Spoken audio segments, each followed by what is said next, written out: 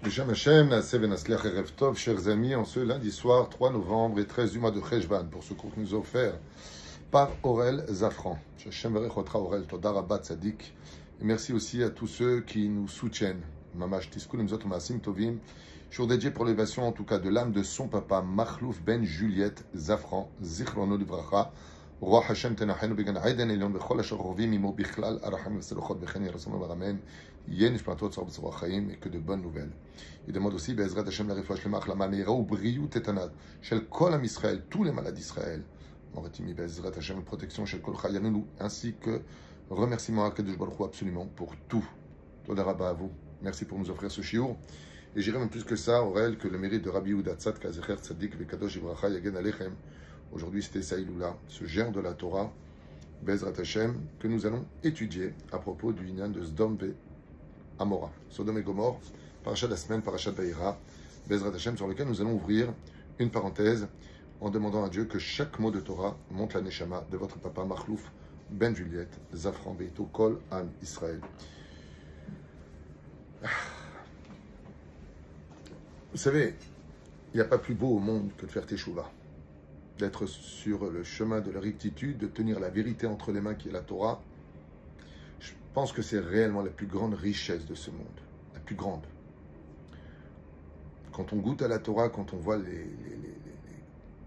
la Gemara, quand on voit les Mishnayot, quand on voit les Parashiot, quand on voit nos halachot, quand on voit combien notre Torah est riche, combien notre vie est belle, c'est bon d'être juif. C'est dur, mais c'est bon. Ça fait du bien d'être juif. Baruch Hashem, on est observé à la loupe par le monde entier, à savoir si on a roté, si on a flatulé, si on a levé la main droite ou la main gauche, qu'est-ce qu'on a dit, qu'est-ce qu'on a fait, qu'est-ce qu'on a fait. Le monde entier est rivé sur Israël. C'est pas facile d'être une étoile. Oh, c'est un peu d'humour, mais c'est une réalité sur le terrain, qu'on le veuille ou pas.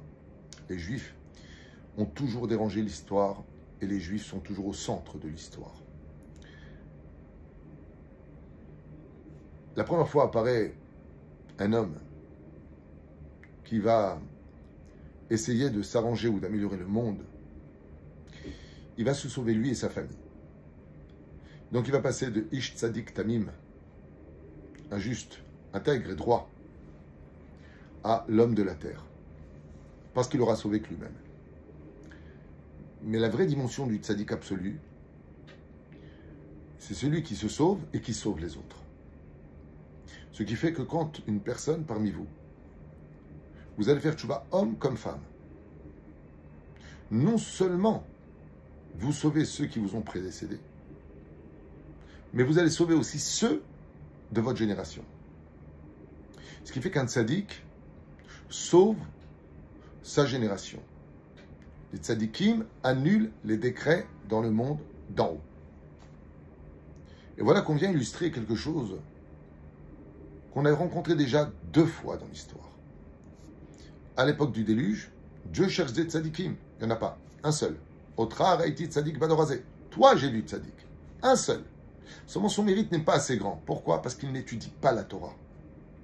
Il est tzadik parce qu'il est juste. Il ne joue pas avec la sexualité, la débauche, les mauvaises pensées, le vol, l'arnaque, les mauvaises paroles, la vulgarité, la violence, comme on peut la constater de nos jours, qui est au rendez-vous de chaque carrefour. Il s'appelle Noé. Mais on a un homme qui, lui, par contre, va arrêter le temps pour étudier la Torah de Dieu, la communiquer, parler de Dieu, parler de Ushi ou Got. C'est Pessah, nous dit Rashi. Il pratique la Torah et les mitzvot. Jusqu'à un moment où une ville, ou plutôt 5 villes, des plus terrifiantes, là où quand on lit vraiment, je vous dis franchement quelque chose qui va peut-être vous choquer, mais quand j'ai lu et relu, depuis toutes ces années, les commentateurs sur la conduite des habitants de Sodome et Gomorre, je ne comprends même pas comment on peut prier pour qu'ils vivent. Moi, j'aurais plutôt prié pour qu'ils meurent. Aucune empathie, aucune gentillesse, interdit d'accueillir, pas de bonjour, cruauté absolue, immoralité incroyable. Je vous donne un exemple. Le Midrash nous raconte Le Midrash, on raconte que Eliezer, serviteur d'Abraham Avinu, est arrivé à Sodome. Et que là-bas, il a été battu. Pardon, il a été attrapé par une personne qui lui a dit « On n'accueille pas les étrangers ici ». Et il s'en est pris à lui. Eliezer, qui était très très fort, l'a battu. Il l'a frappé pour se protéger. La police de l'époque est arrivée, ils ont arrêté Eliezer, serviteur d'Abraham. Ils arrivent devant le juge et il lui dit « Vous avez blessé cet homme ?» Il dit « Oui. » Il vous a blessé? Il dit « Oui. » Et pourquoi? C'est-à-dire qu'Eliezer, alors qu'il était en train de marcher, il s'est pris une pierre qui lui a fait couler du sang. Donc il s'est défendu. Il lui dit « Vous devez le payer pour la pierre qu'il vous a lancée sur le visage. » Je dis « C'est possible. » Mais il m'a frappé. Les dommages intéressants pour moi, pas pour lui. Oui, mais vous avez fait une coulée de sang. Malgré tout, le fait de faire sortir le sang, ça va vous renouveler les cellules du sang. Donc, vous devez le payer. Il dit, combien je dois le payer? Il lui a dit 2 pièces d'or. Qu'est-ce que fait Eliezer? Il avance vers le juge et il lui donne des coups de poing au visage jusqu'à lui faire éclater son visage rempli de sang. Il dit, selon vos lois, votre juridiction, vous me devez au moins 10 pièces d'or, là. Vous pouvez me les donner, parce que j'ai fait couler du sang partout. Pour vous dire combien la débilité a rejoint un petit peu notre génération. Quand j'entends les lois qui sont votées, les lois qui sont mises en application en Israël comme ailleurs, je suis abasourdi. Abasourdi. On vit dans un monde de fous aujourd'hui. Où est la justice? Où est la logique? Où est l'odeur? L'odeur, l'homme est venu plomb. Un truc de fou ce qu'on est en train de vivre. Les lois sont devenues abjectes. Alors, je vous en donne une qui m'a été racontée par un médecin en France, enfin, une infirmière en France. Une personne qui veut changer de sexe est 100% pris en charge par la sécurité sociale payée par les contribuables. 100%. Parce qu'il a un fantasme, parce qu'il a envie, parce qu'il fait ce qu'il veut. Pas de problème. Pourquoi pas? C'est ce que veut l'État. Ils font ce qu'ils veulent. On n'est pas là pour juger. Mais une personne qui est vraiment malade d'une maladie et qui a besoin de payer ses médicaments, qui paye ses impôts, qui est contribuable, eh bien, il n'est pas pris en charge par la sécurité sociale. Il devra payer. Alors, pour un fantasme ou une idée, on paye tout. Et là, on ne paye pas. Un étranger qui vient va prendre un appartement, une somme d'argent, qui va monter très très haut. Ils ont fait même des pubs sur les réseaux sociaux. Une étrangère à qui on propose un travail et qui refuse. Vous êtes fou. Je reçois la RSA, je reçois. Et vous voulez que je travaille, mais je perds de l'argent. J'ai pas de problème. Si la France a tellement d'argent à donner à tout celui qui vient, pourquoi pas? Bravo. Vous êtes le pays le plus extraordinaire du monde. Mais un étranger qui vient d'arriver, qui n'a jamais cotisé, ne peut pas prendre plus d'argent qu'un Français qui s'est battu pour la France, a payé des impôts exorbitants et qui a donné toute sa vie à ce pays, qui a payé, il va prendre 1000 € par mois, et l'autre qui vient d'arriver, 1200, plus 400, plus 600, plus il a 3-4 femmes, chaque enfant va prendre.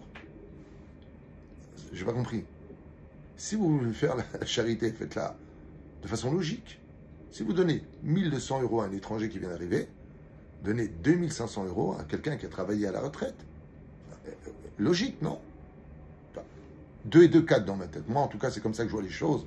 Même si, encore une fois, je n'ai pas la science infuse et la vérité n'est pas forcément dans mes mains. Mais, en tout cas, tel que moi je vis les choses, c'est comme ça qu'on le voit. Sodome et Gomorrhe nous disent, les Chachamim, ici dans mon livre, ici, donc a été écrit il y a quand même 70 ans aujourd'hui, 80 ans, par Rabbi Yehuda Tzadka, ils avaient une illogique, des choses absolument abjectes. Abjectes. C'est je te marche sur le pied, je t'engueule en te disant, tu vois bien que je marchais ici, pourquoi tu mets ton pied sur ma route? Non. Dans la logique, on s'excuse. Excuse-moi, je ne vous ai pas vu sur la route. Excusez-moi de vous avoir marché sur le pied. En tout cas, c'est comme ça qu'on a éduqué. On a été éduqué pendant des décennies. Je ne sais pas ce qui se passe dans ce monde de fous, mais avant, on était le normal. Aujourd'hui, je ne sais pas ce qui se passe. Nous allons essayer d'approfondir un petit peu plus. Je vous ai dit que les tzadikim, quand ils font tchouva, ce n'est pas que leur monde futur à eux qui récupèrent, mais ils amènent la génération à vivre mieux. C'est une des raisons pour laquelle, des fois, on peut rencontrer, dans une ville, des gens mécréants. Ils vont tous très bien. Pourquoi? Parce que parmi eux, il y a un tzaddik qui vit. Et ce tzaddik, comme il vit là-bas, le créateur du monde est avec le tzaddik. Il est avec lui chez lui à la maison. Il apporte de l'abondance, de la lumière, de la clarté, de l'amour. Tout le monde se marie, tout le monde est heureux, tout le monde va bien, il n'y a pas de maladie. Parce qu'il y a un tzaddik là-bas. Où est-ce que c'est marqué? Parashat Vayetse. Quand Yaakov a quitté la maison de son père à Beersheva, Rachid nous dit, il est parti, le tzaddik, tout le monde s'est rendu compte. Qu'est-ce qui se passe? Le commerce est arrêté, les femmes n'arrivent plus à tomber enceintes, mon fils n'arrive pas à trouver de femme. Ils ont dit, mais qu'est-ce qui s'est passé? On dit, ah, Yaakov, il a quitté la ville. Yaakov a quitté la ville. Qui c'est Yaakov? Pourquoi il m'a quitté? Vayetse Yaakov, et Beersheva, Vayelech Harana. Qui c'est Yaakov? Il ne connaissait pas les gens. Ah, Yaakov, c'est un homme qui étudiait dans les tentes. Il était assis toute la journée, il ne sortait jamais, ni au canyon, ni à droite, ni à gauche. Il étudiait sans bitul Torah. Toute la journée, il étudiait la Torah. C'était un homme qui étudiait la Torah, mais ça ne sert à rien. Ben, la preuve, si, parce qu'il est parti. Et alors, il n'y a plus rien. Quand il n'y a pas de Torah, il n'y a plus rien. Mais avant ça, les gens se sont rendus compte qu'une personne qui reste assis en train d'étudier la Torah, c'est une personne qui ressemble à une lampe, qui est bien posée et fixée sur le plafond. Et quand on l'allume, c'est toute la pièce qui s'éclaire. Ce n'est pas que lui. Lui brille, mais toute la pièce profite de sa lumière. Ainsi donc, les tzadikim, quand ils font tchouva, ils annulent les décrets comme on le voit pour Esther et Mordechai, qui sont les deux tzadikim de la génération, et qui vont annuler le décret d'Aman. On le voit aussi dans cette discussion ambiguë entre Avraham Avinu et le Créateur du monde, où Dieu vient annoncer à Avraham qu'il va détruire Sodome, et Gomorrhe, Tzidon, Adma et encore une ville, je ne me rappelle plus, 5 villes. Et là commence un débat. Est-ce que tu vas juger le tzaddik avec le rachat? Dit non, Dieu. Dieu dit non. S'il y a des tzaddikim, moi, pas de problème. Peut-être il y a 50 tzaddikim. Non, il n'y a pas 50 tzaddikim. Peut-être qu'il y a 45 tzaddikim. Non, il n'y a pas 45 tzaddikim. Je sauverai la ville s'il y en avait. Peut-être qu'il y a 40 tzaddikim. Non. Il y a 30 tzaddikim? Non. Il y a 20 tzaddikim? Non. J'insisterai pas plus que cela, dit Abraham à Dieu. Peut-être qu'il n'y a que 10 tzaddikim. Et Dieu lui dit, Ba'avuram, par le mérite des 10 tzaddikim, je suis prêt à annuler le décret de détruire Sodome et Gomorrhe. Mais il n'existe pas. Alors Abraham s'en va. Chers amis, si on fait un récapitulatif, on ne parle pas que de Sodome et Gomorrhe, on parle de 5 villes. Quand Abraham propose 50 tzadikim, s'il y a 5 villes, ça fait combien de tzadikim par ville? 10. 10 tzadikim dans chaque ville. La première demande d'Abraham des 50 tzadikim, ce n'est pas pour la ville de Sodome et Gomorrhe, c'est pour les 5 villes qui vont être détruites. Mais Sodome et Gomorrhe sont la capitale. C'est là-bas où se trouve le pire du pire, dont la ville de Gomorrhe. Gomorrhe qui veut dire fini. Ils avaient atteint le niveau de cruauté à un tel point qu'on nous raconte que dans la ville de Sodome, juste à côté, un homme a condamné sa fille parce qu'elle avait donné un morceau de pain à un pauvre. Vous savez comment il a tué sa propre fille? Il l'a emmielée nue, intégralement nue. Il lui a mis du miel sur tout son corps et il l'a pendue avec ses mains, aux yeux de tous. Et elle hurlait, piquée par des milliers d'abeilles, de moustiques, de mouches, de guêpes, de frelons. Dans une chaleur intense, on parle de l'endroit le plus bas de la terre, là où il y a aujourd'hui la mer morte. C'est là-bas que se passe cet événement tragique. Son cri de douleur et de larmes, juste parce qu'elle a fait un geste de donner un morceau de pain à un pauvre, qui a été vu. C'était une ville de Malchinim, vous savez, de colporteurs. Elle est morte dans d'horribles souffrances.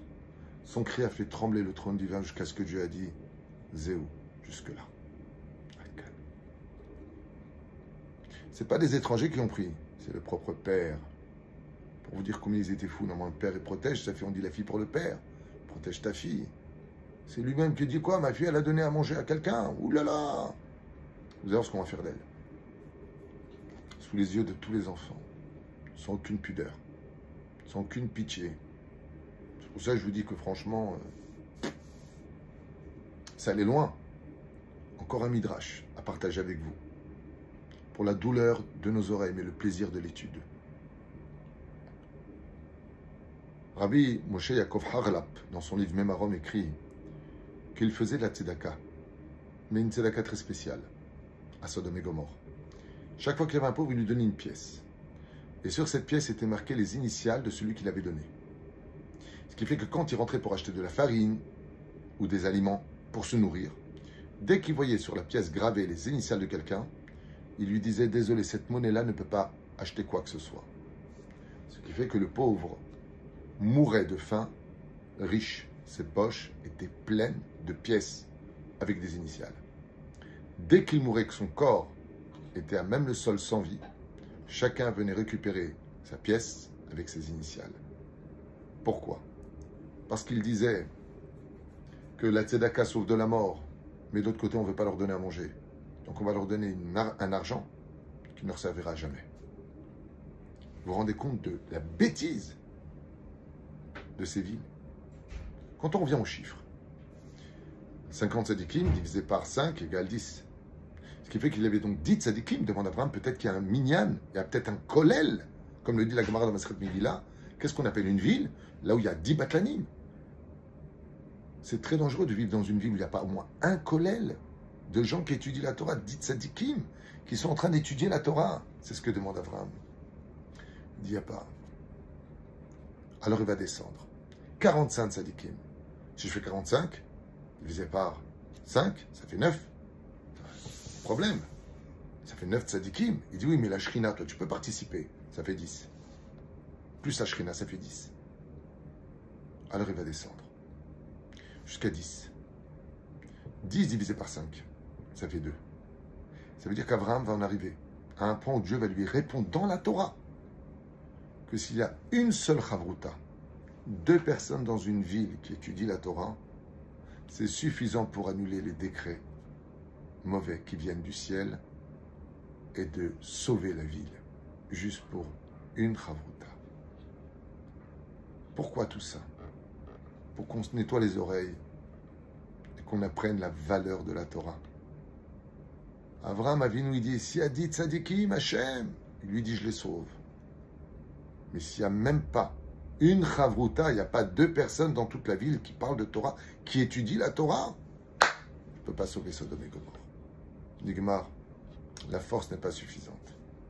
À Emet, nous dit Rashi, c'est parce qu'a laissé tomber Avraham la défense de la ville de Sodome et Gomorre que le juge suprême, Akadosh Baruch Hu, a agi. Ça veut dire qu'Avraham, s'il avait dit, s'il y a juste 5 tzadikim, alors Chazal nous dit, il savait qu'il n'y avait pas. Alors il n'a pas été jusque-là. Aval Emet ne limite jamais Hachem dans sa bonté, sa miséricorde. Botiru Rabbi Yehuda Tzadka. Une explication en parallèle qui vaut vraiment toute votre attention.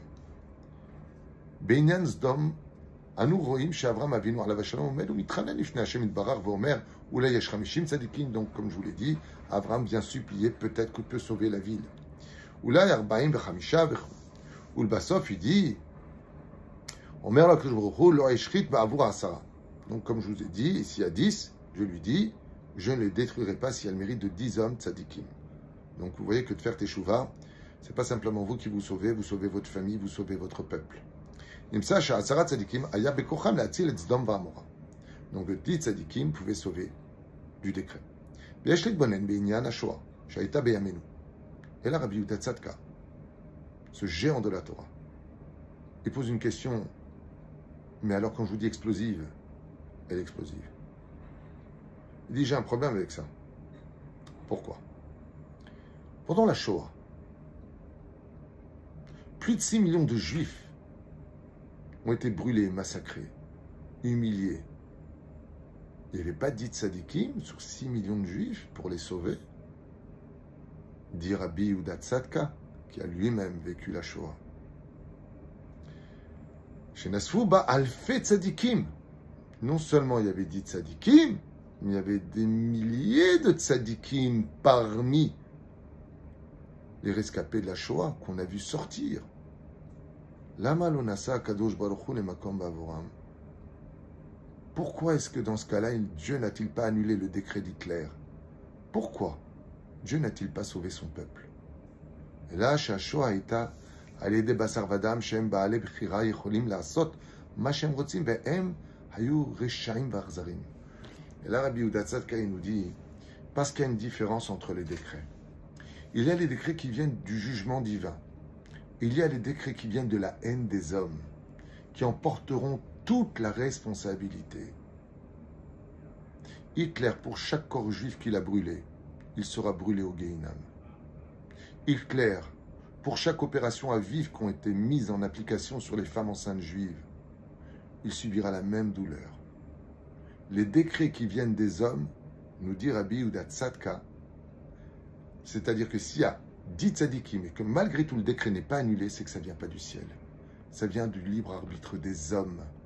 Et donc le peuple d'Israël a le devoir de se défendre. Ce n'est pas du ciel que les choses ont été faites. Alors pourquoi Dieu ne nous protège pas? Pourquoi Dieu ne nous protège pas? Parce qu'il y a marqué Aster Astir Panaï. Si vous laissez tomber le Shabbat, les mitzvot de la Torah, vous ne mettez plus les tefilines, vous n'êtes plus de sniout, vous ne faites plus la Torah, les mitzvot, c'est pas que je ne vous défends pas, c'est que je me retourne de vous. Et si Dieu se retourne de nous, ben ça veut dire que la barrière de sécurité peut être franchie très rapidement. Si on ne fait pas Shabbat, Yom Tov, si on danse les hommes et les femmes ensemble, Dieu il dit je ne vous protège pas, je ne me mêle pas. Mais ceux qui vous haïssent, ce sera face à vous. Vous vous défendez, je me mets de côté comme un spectateur. Vous faites la Torah, les mitzvot, je deviens acteur. Vous faites pas la Torah aux mitzvot, Parashat Bechukot, est-ce que je vous dis, marqué dans la Torah, Parashat Bechukotai, Parashat Kitavo, Parashat Nitzavim, c'est marqué noir sur blanc. Lisez simplement la Torah, vous le verrez. Et je détournerai ma face de vous. Ça veut dire quoi? Vous vous débrouillez. C'est le pshat, car Dieu ne nous abandonne jamais, bien sûr.